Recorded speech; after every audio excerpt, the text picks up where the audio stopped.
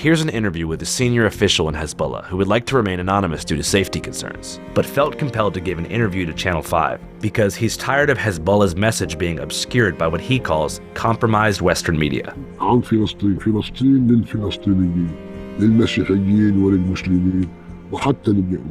We are against the Zionist movement, but not against the Jews. We are with the oppressed of the world. When Israel conquered Lebanon, it was necessary for the Shia to establish a party to defend itself. And thus, Hezbollah was founded in the 9th of 1982. And the goal was to defend Lebanon and to expel the conqueror from our land, as the French resistance did and liberated France from the Nazis. We are the same.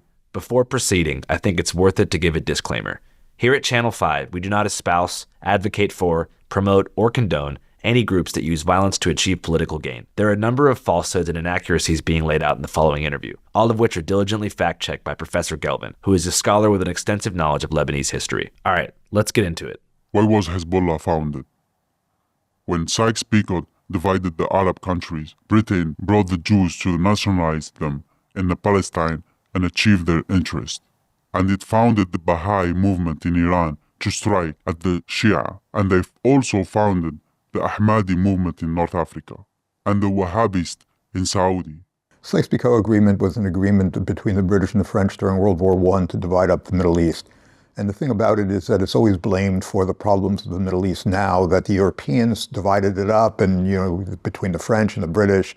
And this is why they drew the borders there and so on and so forth. The Sykes-Picot Agreement was never implemented. Sykes-Picot was never implemented. It was never implemented. None of this stuff happened. So what divided up the region? What divided up the region was the mandate system. Palestine and that whole area actually had been under Ottoman control for 400 years. And then with World War I, the Ottomans were defeated and the British and the French took over administrative control of the areas that are now Palestine, Israel, Jordan, Lebanon, and Syria.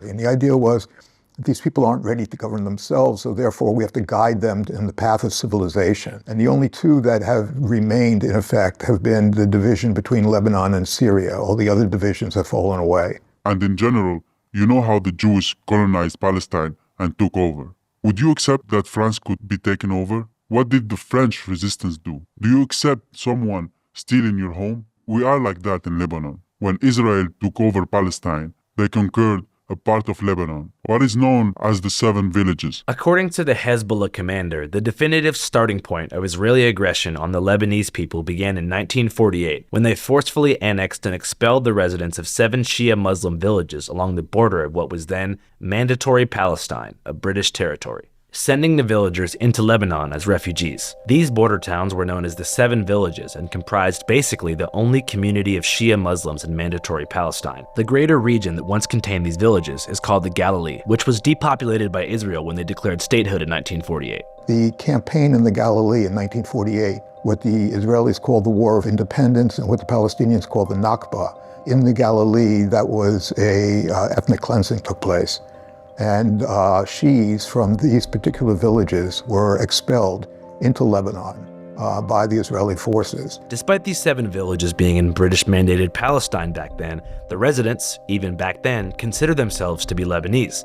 That's because in the 1920s, the villages were part of Lebanon. Well, French occupied Lebanon until 1924 when British and French diplomats did a land trade. There was a certain negotiation that took place and the border was fixed at a different border in 1922 or 23, the Pole-Newcomb line. And this line included the 7 villages in the British zone of Palestine, as opposed to what it had been, which was in the French zone, which got divided up into Lebanon, Syria. And so the villages became part of mandated Palestine, which was owned by Britain, who would later be sympathetic to Israeli occupation in 1948. So the residents went from Lebanese French subjects to Palestinian British subjects to ethnically Lebanese Palestinian half-citizens raised under British rule, then exiled by Israelis to live a life as refugees in Lebanon, which is the country they wanted to be from in the first place. Now the whole thing was a mess after the First World War in terms of what the French were attempting to do. The French, for example, took the area that they were mandated, the so-called Syria Mandate, and divided up into 6 subunits at one point. But here's the point. Hezbollah, in their own mythology, sees themselves as defenders of the now non-existent 7 Shia villages in mandated Palestine, and in their speeches they promise to liberate these areas in North Israel that are now either mounds of dirt or Israeli shopping centers, and return them to their Lebanese sovereignty. The operational plan to conquer the Galilee was first aired in Nasrallah's announcement on February 16, 2011. المقاومة التي نعم تملك القدرة للدخول إلى الجليل وهذا ما يعترف به العدو. And so at this point, what we see is a contestation of who has a right to, these various villages. Hezbollah claims that it's still part of Lebanon. The French had no right, if they did give it away, they had no right to give it away. This is, basically a, shall we say, excuse for continuing their operations in the south. Do any other sects in Lebanon care much about the villages? I would tend to doubt that. But for Hezbollah, and this commander particularly, Israel's depopulation of the villages was the first strike in a subsequent series of psychopathic colonial actions that crescendo into Israel's invasion of Lebanon in 1982. They conquered a part of Lebanon, what is known as the 7 villages, and it kept terrorizing and striking Lebanon. The aggression increased and the Lebanese state was weak and couldn't repel the aggression. Israel attacked and invaded Lebanon until it reached Beirut, and no Arab or foreign country stood with Lebanon, except Syria.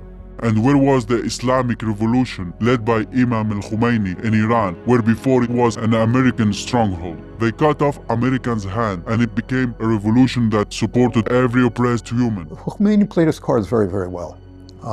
Basically, there was all sorts of reasons. He was able to create a narrative of the Persian nation, Iranian nation, that was based in Islam, the Shia nation, et cetera, basically was able to pose Iran as an oppressed country in the global structure. And so this was sort of like a winning narrative for Khomeini. Nobody realized the brutality of the Islamic Republic against its own population. The resistance and Hezbollah started growing. And after the Syrian and Iranian help, they started growing bit by bit until they freed their country. Operations were small but started growing and increasing in numbers until liberation came in the year 2000. The Zionist armies fell back, and so Hezbollah was founded to defend its country. Israel officially withdrew from southern Lebanon on May 24th, 2000. Hezbollah takes credit for driving Israel out of Lebanon. It certainly does. And basically, there's a lot of credit to be taken for that. For Hezbollah, this was more than a military victory, but a grand defeat of Western imperialism for the entire Islamic world. When Britain planted Israel, or this temporary entity, in the Middle East, they did so to control its riches. They took over all the Gulf's oil and riches, especially in Lebanon and Syria. To take over these riches, they divided the countries and planted strife. And after the liberation, Britain and America wanted to destroy Lebanon for the sake of Israel. It is true they destroyed a large portion of Lebanon, but Hezbollah were victorious. We defeated Israel, and when we did, they decided to strike Iran and Syria. This was admitted by Ehud Olmert and Hillary Clinton. We must also mention that America founded Al-Qaeda and Bin Laden in Afghanistan to put pressure on the Soviet Union. We armed the Mujahideen in Afghanistan, and they turned on us and created Al-Qaeda. That's true?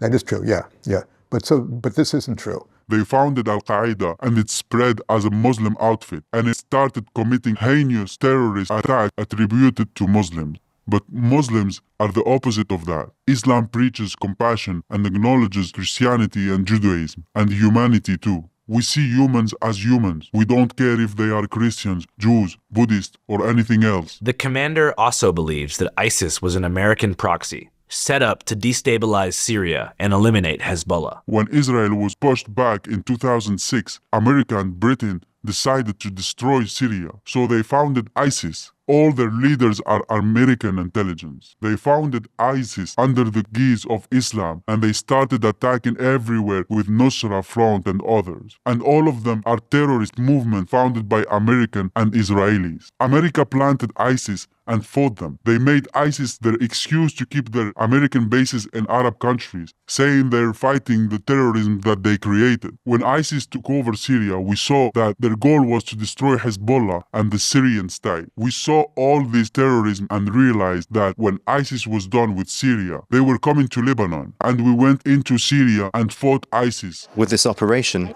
Hezbollah wanted to be seen as fighting terrorism, not part of it. So why was Hezbollah so proactive in fighting ISIS? Because the two groups hate each other. They were on opposite sides in the Syrian civil war. Fundamentally, ISIS is out for ends that are very, very different than Hezbollah's ends. ISIS was making war on Shi'is also. The goal of ISIS was to remake the map of the Middle East and maybe further by getting rid of the borders that were there in between, in particular, Syria and Iraq. The idea was there for them to restore a caliphate in Syria and Iraq, and then expand the borders from there.